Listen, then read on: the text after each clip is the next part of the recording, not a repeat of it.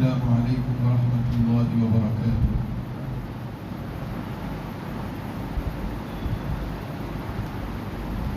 الحمدللہ نحمده ونستعینه ونستغفره ونؤمن به ونتوکل علیہ ونعوذ باللہ من شرور انفسنا ومن سیئات اعمالنا من يهده الله فلا مضل له ومن يضلله فلا هادي له ونشهد أن لا إله إلا الله وحده لا شريك له ونشهد أن سيدنا ونبينا ومولانا محمدا عبده ورسوله أما بعد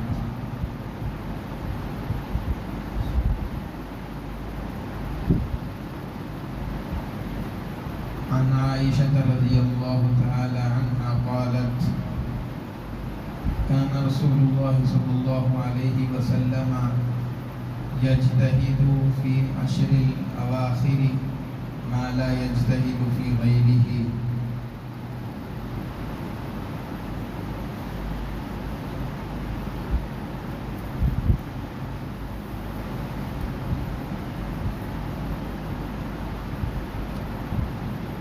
معزز سامعین کرام،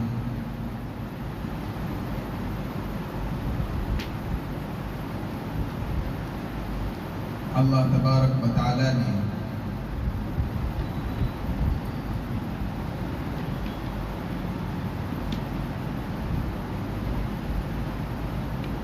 رمضان کا بابرکت مہینہ ہم سب کو عطا کیا۔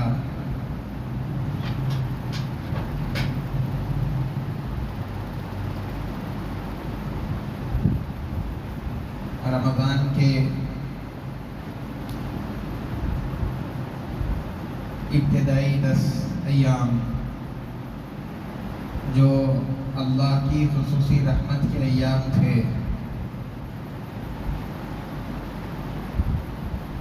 اور اس کے بعد درمیانی عشرہ جو مغفرت والا عشرہ تھا، بلکہ اس کی کچھ گھڑیاں باقی رہ گئی ہیں۔ یہ دونوں عشرے اللہ تعالیٰ نے ہم کو عطا فرمائے۔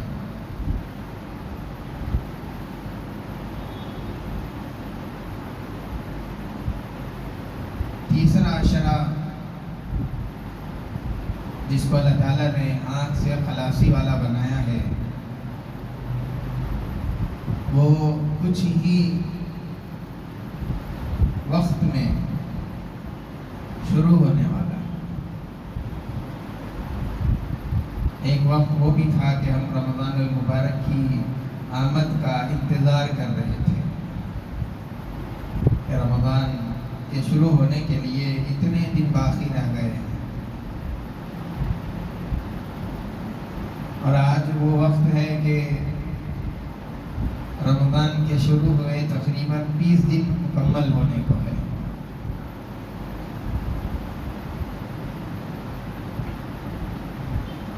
اور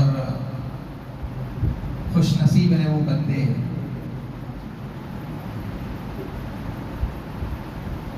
اور ان کی قسمت بڑی اچھی ہے جنہوں نے ان دونوں عشروں میں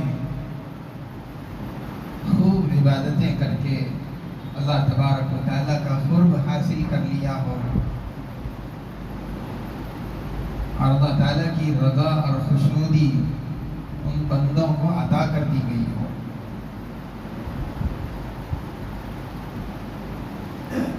لیکن اگر ہم میں سے کسی نے ان دونوں ابتدائی عشروں کا جس طرح اہتمام کرنا چاہیے ہم سے اگر اس طرح نہ ہو سکا تو ابھی بھی مایوس ہونے کی ضرورت نہیں ہے۔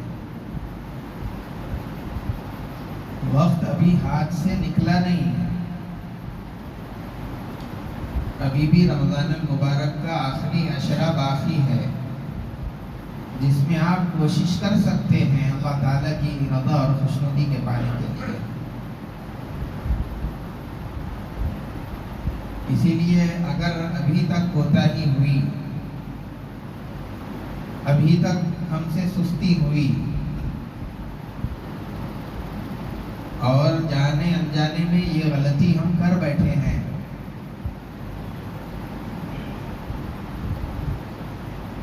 اور ان ایام کو جس طرح سے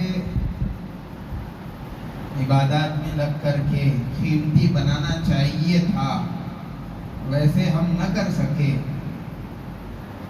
تو اس آخری عشرے کو کم سے کم ان 10 دنوں کو تو قیمتی بنانے کی ہر مسلمان کو کوشش کرنی چاہیے۔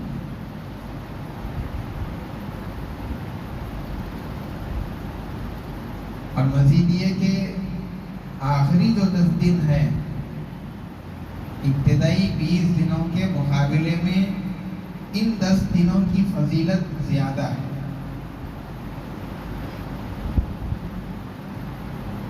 اس لیے کہ ان 10 دنوں کے اندر بہت ساری چیزیں ہیں۔ ایک تو یہ کہ اللہ تبارک و تعالیٰ نے ان 10 دنوں میں اور خاص طور سے طاق راتوں کے اندر شب قدر کو چھپا دیا، اور دوسری اہم بات یہ ہے کہ اللہ تعالیٰ نے شب قدر میں ہی قرآن کریم کو نازل فرمایا تھا۔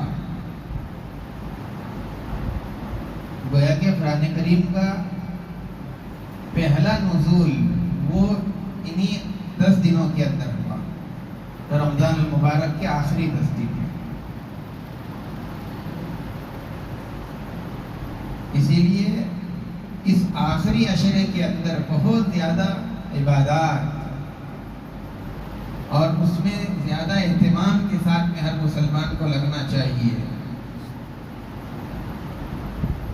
اللہ کے نبی صلی اللہ علیہ وسلم کا بھی آخری عشرے کے شروع ہونے کے ساتھ ہی یہی معمول ہوا کرتا تھا۔ جب آخری عشرہ شروع ہوتا، اللہ کے نبی صلی اللہ علیہ وسلم عبادت کے لیے کمر کس لیا کرتے تھے، یعنی پوری تیاری کے ساتھ میں آپ عبادت کے لیے تیار رہتے تھے، اور پھر پوری رات اللہ کے نبی صلی اللہ علیہ وسلم عبادت میں گزارتے تھے، اور اپنے گھر والوں کو بھی، گھر میں جتنے افراد تھے ان لوگوں کو بھی اللہ کے نبی صلی اللہ علیہ وسلم عبادت کے لیے جگاتے تھے۔ یوں تو سال بھر اللہ کے نبی صلی اللہ علیہ وسلم کا رات میں عبادت کرنے کا معمول رہتا ہی تھا۔ حضور پاک صلی اللہ علیہ وسلم رات کے ابتدائی حصے میں کچھ آرام فرماتے، پھر آخری حصہ جب شروع ہو جاتا یا نصف رات ہو جاتی تو اٹھ کر کے آپ عبادت کے اندر صبح صادق تک مصروف ہو جاتے۔ لیکن جب رمضان المبارک کا آخری عشرہ آتا تو آپ سونا چھوڑ دیتے تھے، رات میں عبادت کی عبادت، ابتدائی رات سے لے کر کے رات کے ختم ہونے تک عبادت میں آپ مصروف ہو جایا کرتے تھے، اور آپ صلی اللہ علیہ وسلم ازواج مطہرات سے بھی الگ ہو جاتے اور ہمدن عبادت میں مصروف رہتے، یعنی اپنے گھر والوں سے، اپنے ملنے جلنے والوں سے، صحابہ آتے تو ان سے ملاقات تو ہوتی، اور پھر حضرت اما جان عائشہ رضی اللہ تعالیٰ عنہ فرماتی ہیں کہ اللہ کے نبی صلی اللہ علیہ وسلم کو میں نے رمضان کے علاوہ کبھی نہیں دیکھا کہ آپ ایک رات کے اندر پوری قرآن کریم کی تلاوت کر رہے ہیں اور پوری رات عبادت کر رہے ہوں۔ میں نے رمضان کے علاوہ حضور کا یہ معمول نہیں دیکھا۔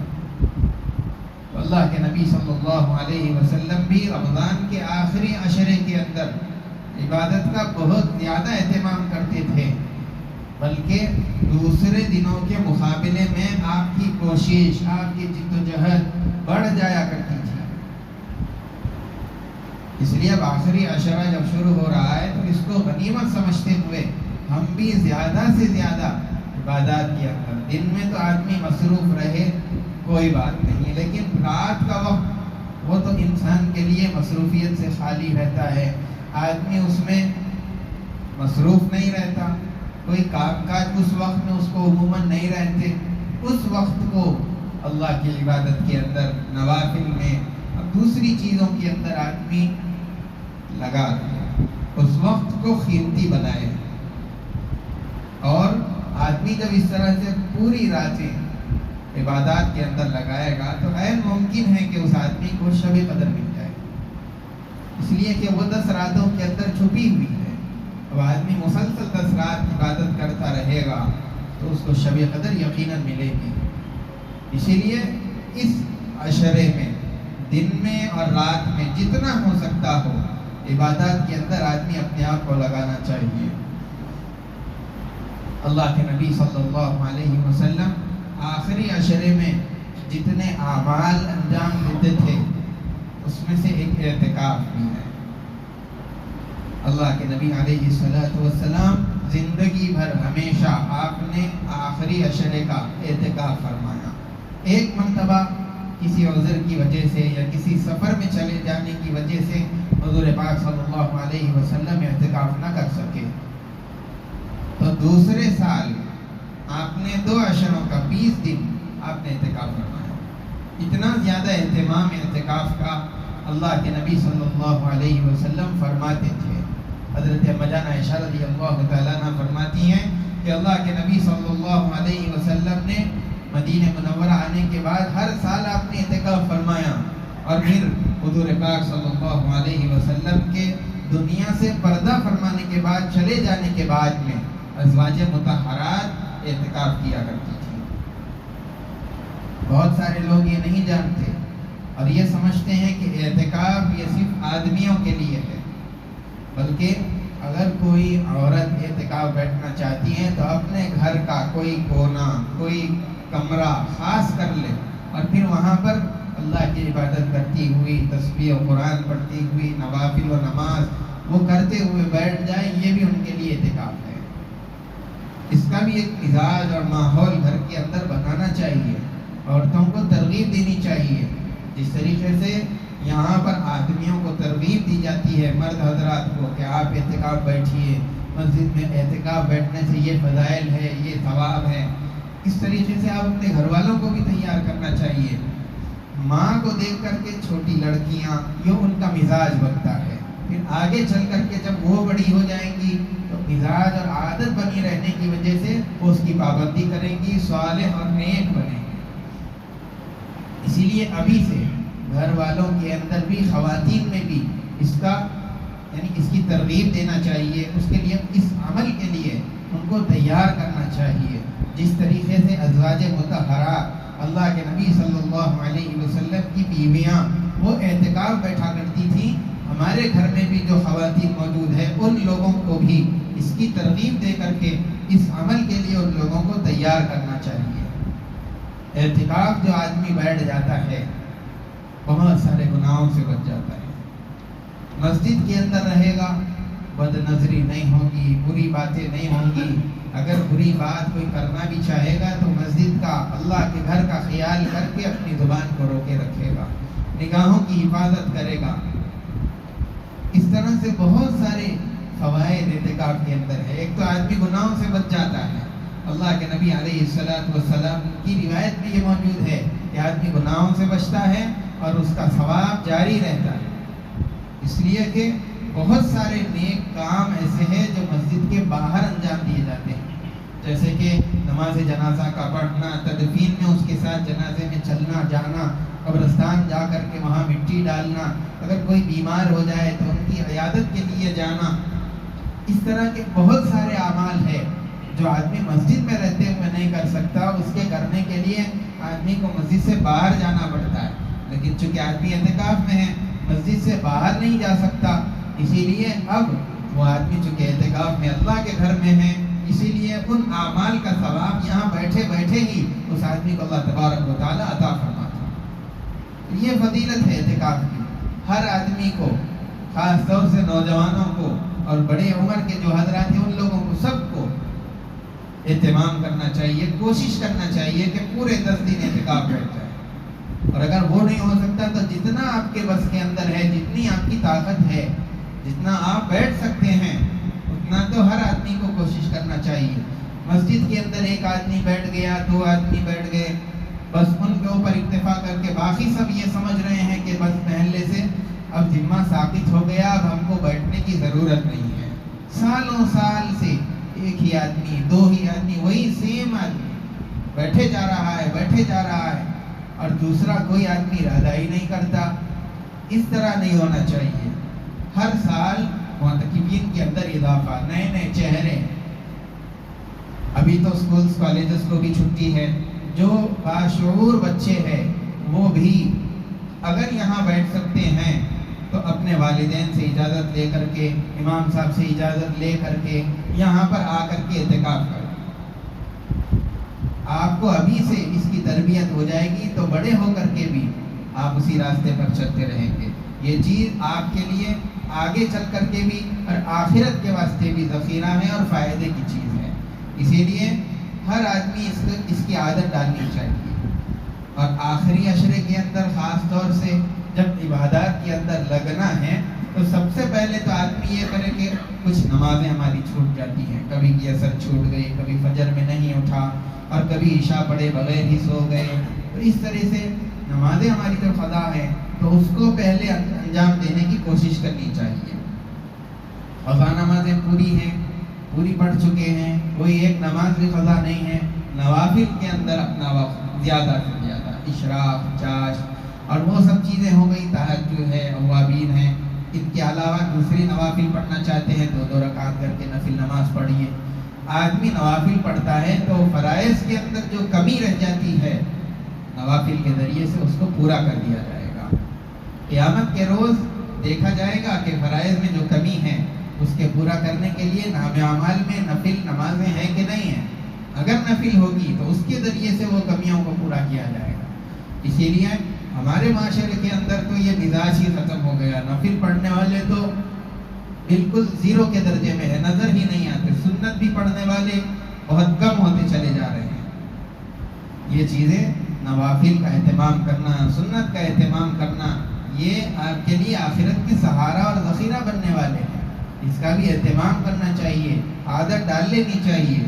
اور پھر صلاۃ التسبیح، روایات کے اندر اس کا طریقہ بدلا دیا گیا ہے، زندگی میں 1 مرتبہ تو پڑھنی چاہیے، نہیں ہو سکتا 1 مرتبہ، سب سے اول تو یہ کہ ہر دن پڑھے، اور یہ کہ نہیں ہو سکتا ہفتے میں 1 بار یا مہینے میں 1 بار یا کم سے کم سال میں 1 بار یا زندگی میں 1 بار تو پڑھنی ہی چاہیے۔ جو آدمی صلاۃ التسبیح پڑھ لے اس کے سارے گناہوں کو اللہ تبارک و تعالیٰ معاف فرما دیتا ہے۔ اسی لیے کم سے کم 1 مرتبہ تو رمضان المبارک کے اس مقدس مہینے میں اس نماز کا اہتمام کرنا چاہیے۔ تلاوت کثرت کے ساتھ میں ہونی چاہیے، آدمی اس کا ایک طریقہ کار بنا لے۔ اذان ہو گئی، مسجد میں آ گئے، فوراً سنت ادا کر کے قرآن پڑھتے بیٹھ گئے نماز کے شروع ہونے تک۔ اس طریقے سے اگر آپ ہر نماز کے بعد میں تھوڑی تھوڑی مقدار بھی پڑھتے چلے جائیں تو 5 وقت نماز پڑھنے تو آتے ہی ہیں۔ جب اذان ہونے پر آ جائیں گے تو آپ کی سنتیں اور نماز بھی ہو جائے گی، ساتھ میں قرآن کی تلاوت بھی ہوگی۔ ایسا انداز بنا لیجئے کہ آپ 5 نمازوں میں آ کر کے جب تلاوت کر رہے ہیں تو روزانہ 1 پارہ ہو جائے۔ جو اتنا نہیں کر سکتے آدھا پارہ کریے، جو اتنا نہیں کر سکتے ہر نماز میں 1 صفحہ پڑھیے۔ اس طریقے سے ہر دن 5 نمازوں میں جب پڑھیں گے تو کم سے کم پڑھنے والے کے بھی 1 پاؤ پارہ تو اس کا روزانہ ہو جائے گا۔ اس طریقے سے ہر آدمی کو اہتمام کرنا چاہیے۔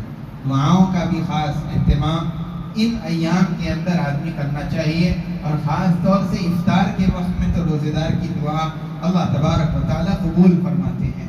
اور آخری عشرے کے اندر آنکھ سے خلاصی، جہنم سے خلاصی کی دعا اللہ تبارک و تعالیٰ سے مانگنا چاہیے، کیونکہ اللہ تعالیٰ نے اس عشرے کو آگ سے خلاصی اور چھٹکارے کا عشرہ اور یہ دنوں کو بنایا، اسی لیے اس کا خاص طور سے اہتمام ہونا چاہیے۔ اللہ تبارک و تعالیٰ کا ذکر کثرت کے ساتھ، درود پاک کی کثرت اور استغفار اس کی بھی کثرت، اور یہ جو آپ پڑھنا چاہے، کلمہ طیبہ لا الہ الا اللہ پڑھنا چاہے، تیسرا کلمہ پڑھنا چاہے، یا آپ کا جو جی چاہے ذکر کرتے رہنا چاہیے۔ ہمیشہ اپنی زبان کو ذکر سے رطب اللسان رکھے، زبان پر اللہ کا ذکر ہمیشہ جاری رہنا چاہیے۔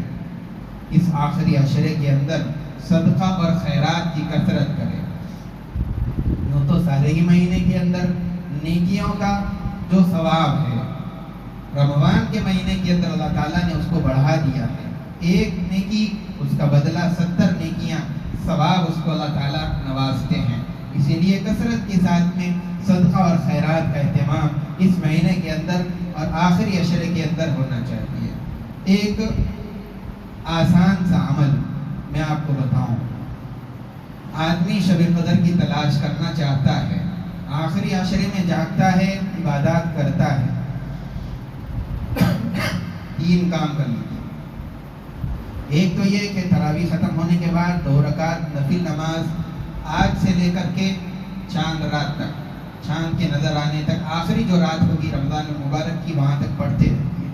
تراویح کے بعد 2 رکعت نفل نماز، جس دن بھی شب قدر ہوگی آپ کی وہ نماز شب قدر کے اندر شمار ہو جائے گی۔ اور ایک عمل، دوسرا عمل، آپ ہر رات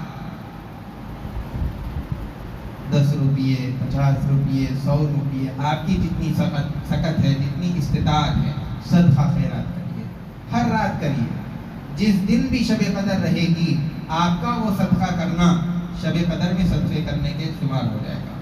اور پھر شب قدر کی کیا فضیلت ہے، وہ 1000 مہینوں سے بہتر ہے۔ جو آدمی اس کے اندر 1 روپیہ بھی صدقہ کرے گا تو وہ 1000 مہینے 1 روپیہ صدقہ کرنے کا اس بندے کو ثواب ملے گا۔ 2 رکعت پڑھیں گے تو یعنی اس 2 رکعت کا ثواب گویا کہ 1000 مہینوں تک اس سے زیادہ بلکہ 2 رکعت پڑھنے کا ثواب اس بندے کو ملے گا۔ اور اسی طریقے سے ایک تسبیح رات بھر میں کسی بھی وقت میں، تہجد کے وقت میں ہو جائے، سحری کرنے کے بعد ہو جائے، یا سحری کرنے سے پہلے ہو جائے، تراویح کے بعد ہو جائے، ایک تسبیح تیسرے کلمے کی یا کلمہ طیبہ کی جو آپ چاہیں کر لیجیے۔ اس طرح سے کرتے رہیں گے، پورا عشرہ کریں گے، جس دن شب قدر ہو جائے گی آپ کی وہ تسبیح شب قدر میں شمار ہوگی، اور پھر 1000 مہینوں سے زیادہ تسبیحات کرنے کا ثواب آپ کو ملے گا۔ بڑا آسان عمل ہے، 2 رکعت پڑھنا ہے، مختصر صدقہ خیرات کرنا ہے، اور ایک تسبیح آپ کو کوئی سی بھی آپ کی مرضی کے مطابق پڑھنا ہے، یہ کام کیجیے۔ اور آخری بات، عموماً لوگ تو کرتے ہی ہیں لیکن یاد دہانی کے لیے بتا دیا جا رہا ہے، لوگ اکثر اس مہینے کے اندر زکوٰۃ نکالتے ہیں، اس کا اہتمام کرنا چاہیے۔ جو صحیح مستحقین ہیں معلوم کر کے ان تک زکوٰۃ کی رقم کو پہنچایا جائے تاکہ ان کی ضروریات پوری ہو جائیں۔ اور صدقۃ الفطر وہ بھی عید کی صبح آنے سے پہلے ہی 4 دن پہلے، 5 دن پہلے اگر دے دیا جائے تو بہتر ہے، آپ کا وہ فطرہ ادا ہو جائے گا۔ اس لیے کہ پہلے دینے کو اس لیے کہا جا رہا ہے کیونکہ اگر عید کے دن صبح لے جا کر کے دیں گے تو وہ بیچارہ کہاں اپنی عید کا بندوبست صبح میں کرے گا، جب دکانیں ساری بند رہیں گی، سب عید کی نماز کو جا رہے ہوں گے۔ اس لیے اگر پہلے ہی آپ دے دیں گے تو وہ 2-4 دن پہلے جو کچھ بھی اپنی عید کی خوشیوں کے لیے لانا ہوگا، سودا لا کر کے پہلے سے ہی اپنے گھر میں رکھ دے گا۔ اس لیے 2-3 دن پہلے اس کے دینے کا اہتمام کریں۔ اللہ تبارک و تعالی ہم تمام کو رمضان المبارک کی جو گھڑیاں بچ گئی ہیں اور آخری عشرہ جو رہ گیا ہے اس کی قدردانی کرتے ہوئے خوب عبادت کرنے کی توفیق عطا فرمائیں۔ وصلی اللہ وسلم علی سیدنا محمد وعلی آلہ واصحابہ اجمعین، وآخر دعوانا الحمد للہ رب العالمین۔ جو حضرات سنت نہیں پڑھے سنت پڑھ لیجیے۔